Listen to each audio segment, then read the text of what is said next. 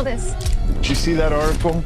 Every year, these liberal elites kidnap a bunch of normal folks like us and hunt us for sport.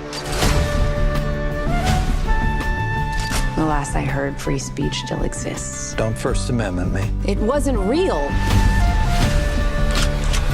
Everybody get out of here! We were joking. There's been a killing spree. You gotta come here right now.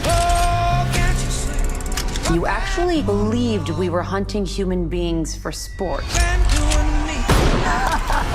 But you are. We have an opportunity here to teach these people. These are not real people. They're actors.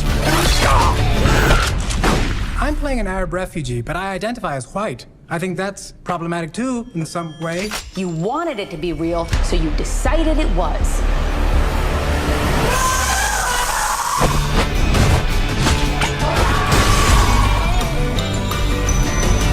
What kind of sick people would even think of something like that? White people. We're the worst.